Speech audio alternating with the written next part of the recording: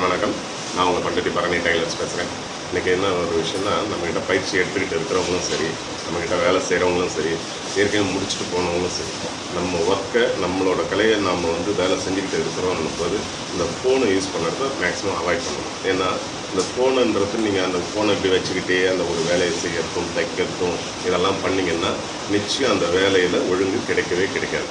என்ன தான் நீங்கள் கவனமாக செய்கிறீங்க அப்படின்னாலும் ஒரு பக்கம் ஃபோனும் ஒரு பக்கம் வேலைன்னா நிச்சயம் அந்த வேலையில் ஒழுங்கு வராது. அதே மாதிரி பார்த்தீங்கன்னா, இப்போ என்ன உதாரணமாக எடுத்துங்க. எனக்கு ஃபோனில் கிட்டத்தட்ட 4500 கான்டாக்ட் இருக்குது. யார் என்ன இதெல்லாம் எனக்கு அடையாளமே தெரியாது. ஆனால் அவ்வளோ ஃபோன் நம்பர் வச்சுருக்கேன். என்னோடய நம்பர் எத்தனை பேர்கிட்ட இருக்குன்றது எனக்கே தெரியாது. அப்போ ஒரு நாளைக்கு எனக்கு எவ்வளோ ஃபோன் வருன்றதை யோசிச்சு பாருங்கள்.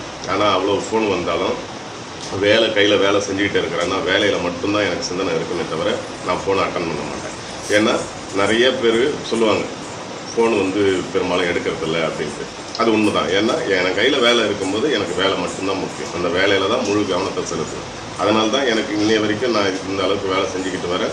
என்னால் அடுத்ததை யோசித்து நல்லா பண்ண முடியுது. அந்த வேலையை முடிஞ்சவரை சிறப்பாக செஞ்சு கொடுக்க முடியும். அதை நீங்கள் கவனத்தில் வச்சுங்க. நீங்கள் அதுவும் இல்லாமல் இப்போ ஒரு கடத்தூரில் நான் இருக்கிறேங்கும்போது கடையில் நான் டேபிளில் நின்று துணி வெட்டுறேன் அப்படின்னா அந்த ஃபோனை நான் வச்சுக்கினே துணியை வெட்டிக்கிட்டு இருந்தேன்னு வச்சுங்களேன், பப்ளிக் பார்த்துட்டு போகும்போது ஒரு தடவை பார்ப்பாங்க, 2 தடவை பார்ப்பாங்க. அடுத்த தடவை அவங்க என்ன தெரியுமா கமெண்ட் சொல்லுவாங்க, எப்போ பார்த்தாலும் காதில் ஃபோனை வச்சுன்னு வெட்டிக்கினா அந்த வேலை என்னத்தை உருப்பிடுவோம் அப்படின்னு கேட்பாங்க.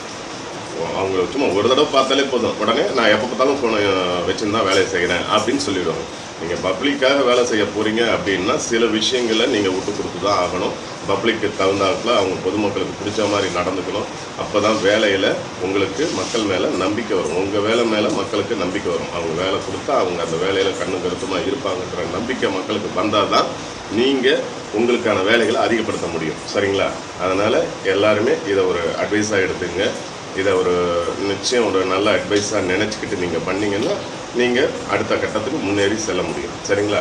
அதனால் வேலை நேரத்தில் ஃபோன் யூஸ் பண்ணுறத அவாய்ட் பண்ணுங்கள். ஓகே, நன்றி, வணக்கம்.